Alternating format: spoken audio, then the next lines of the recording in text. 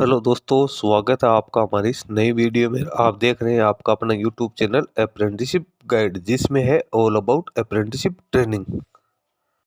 इस वीडियो में हम बात करेंगे स्टाफ सिलेक्शन कमीशन यानी एसएससी की ओर से निकाली गई जूनियर इंजीनियर की रिक्रूटमेंट के बारे में। जी हाँ दोस्तों, एसएससी की ओर से टोटल 968 पदों के लिए जूनियर इंजीनियर के पदों के लिए वैकेंसी निकाली गई, जिसमें जूनियर इंजीनियर सिविल, मैकेनिकल और इलेक्ट्रिकल के पद को शामिल किया गया। दोस्तों, इसका एप्लीकेशन फॉर्म इसके ऑफिशियल वेबसाइट के माध्यम से 28/3/2024 से लेकर 18/4/2024 के बीच में भरा जाएगा। तो दोस्तों, सबसे पहले तो चलते हैं हम इसके ऑफिशियल नोटिफिकेशन पे और जानते हैं कि इसमें क्या क्या एलिजिबिलिटी क्राइटेरिया कैंडिडेट्स के लिए रखा गया। तो दोस्तों, जिन कैंडिडेट के पास में इंजीनियरिंग में ग्रेजुएशन की क्वालिफिकेशन है, वो कैंडिडेट इस वैकेंसी के नोटिफिकेशन को एक बार जरूर देखें, क्योंकि सेंट्रल गवर्नमेंट की एसएससी की ओर से निकाला गया एक इंपोर्टेंट नोटिफिकेशन। दोस्तों, अप्रेंटिसशिप ट्रेनिंग और टेक्निकल सरकारी जॉब्स के लेटेस्ट अपडेट पाने के लिए आप हमारे चैनल को सब्सक्राइब कर ले, बेल आइकन पर क्लिक कर नोटिफिकेशन ऑन कर ले, ताकि वीडियो के माध्यम से आप तक सारी जानकारी पहुंचते रहे।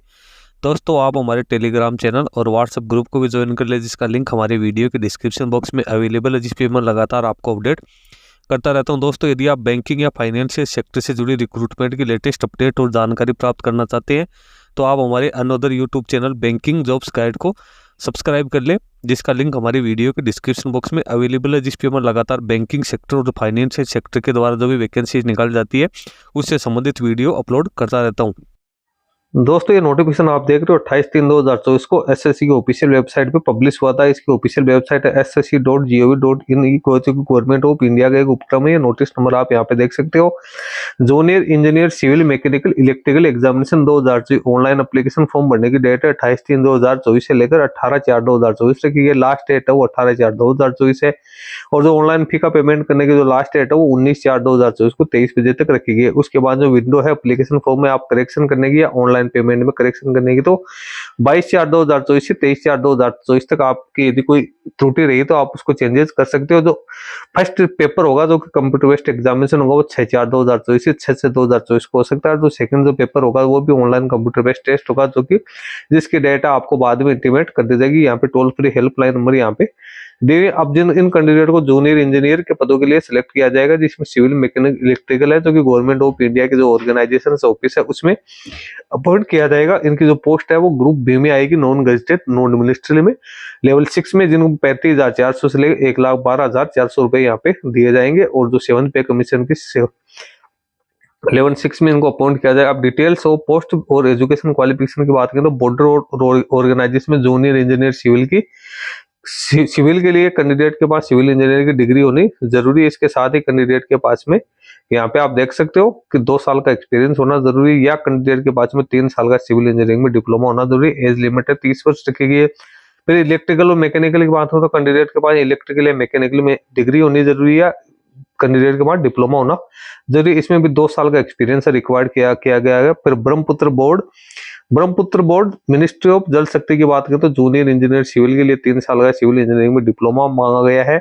और इसके बाद सेंट्रल वाटर कमीशन में जेएन मैकेनिकल और जूनियर इंजीनियर मैकेनिकल और जेई सिविल की बात करें तो बैचलर की डिग्री या डिप्लोमा इस पे वो यहाँ पे मांगा गया। उसके बाद central public works department CPWD में जूनियर इंजीनियर इलेक्ट्रिकल में कैंडिडेट के पास डिप्लोमा होना जरूरी है। उसके बाद जूनियर इंजीनियर सिविल की बात करें तो इसमें भी कैंडिडेट के पास डिप्लोमा होना जरूरी है। फिर central water and power research station में जूनियर इंजीनियर इलेक्ट्रिकल में डिप्लोमा होना जरूरी है, और जूनियर इंजीनियर सिविल में भी डिप्लोमा होना जरूरी है। फिर DGQA naval ministry of defence की बात करें जूनियर इंजीनियर मैकेनिकल में डिग्री होनी जरूरी है, डिप्लोमा होना जरूरी है, 2 साल का एक्सपीरियंस मांगा गया है।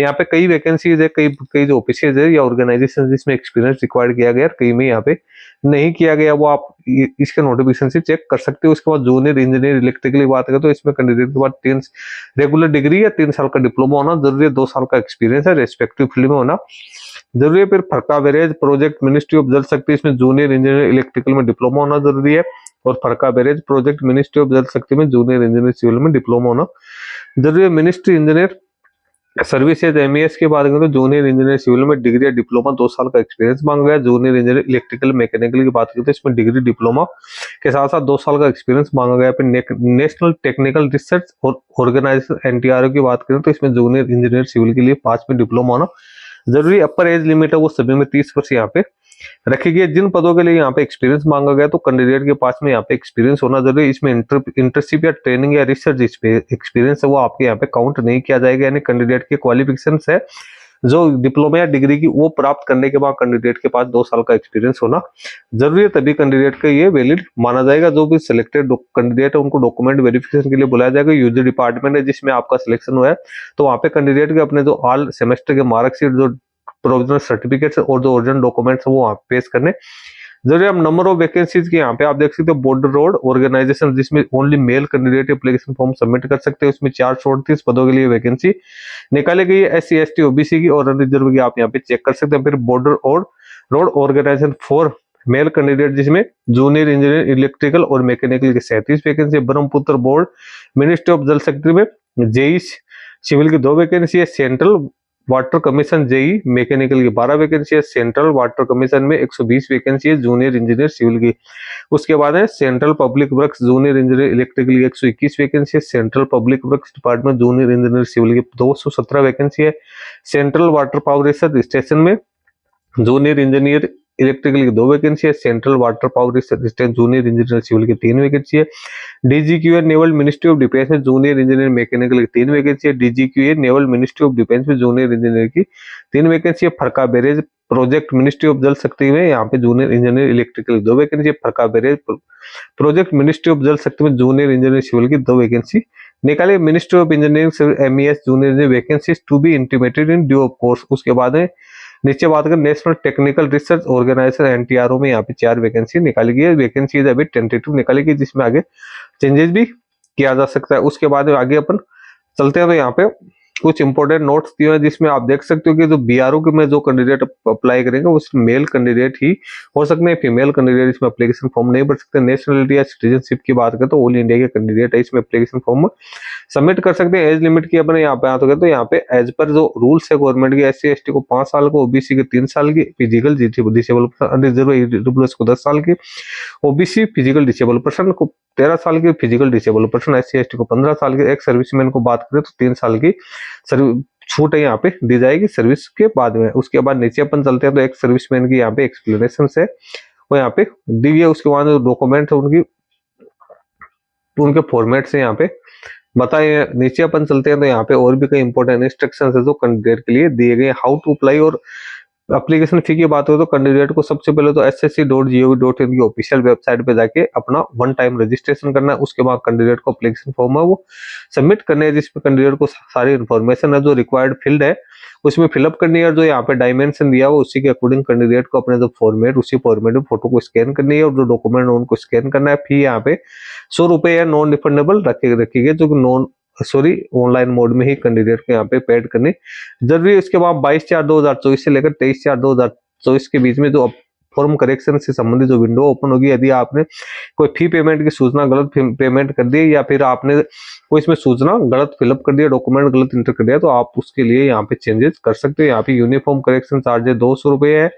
करेक्शन के लिए यहाँ पे लिखा हुआ है, और फर्स्ट टाइम है वो 500 रुपए आपके करेक्शन के लिए यहाँ पे अलग अलग फी है जो कि दी। आप सेंटर ऑफ एग्जामिनेशन की बात करें तो यहाँ पे अलग अलग जो रीजन है उनके यहाँ पे सेंटर्स है वो दिखाए हो। आप जिस रीजन से एप्लीकेशन फॉर्म सबमिट कर रहे हो तो उसका आप यहाँ पे सेंटर वो चूज कर सकते हो। स्कीम ऑफ एग्जामिनेशन की अपन बात करें तो यहाँ पे 2 पेपर होंगे, दोनों ही कंप्यूटर बेस्ड पेपर होंगे। पेपर फर्स्ट है उसमें आएगा जनरल इंटेलिजेंस एंड रीजनिंग के 50 क्वेश्चन 50 नंबर के, जनरल अवेयरनेस के 50 क्वेश्चन 50 नंबर के पार्ट ए, जिसमें general engineering civil and structural में 100 क्वेश्चन 100 नंबर के, और जो पार्ट बी है इसमें इंजीनियरिंग इलेक्ट्रिकल यानी आपका जो सब्जेक्ट है उससे संबंधित क्वेश्चंस आएंगे। पार्ट सी है वो मैकेनिकल सी में 100 क्वेश्चन 100 नंबर के 2 घंटे का यहाँ पे टाइम दिया जाएगा। पेपर सेकंड वो कंप्यूटर बेस्ड एग्जामिनेशन होगा।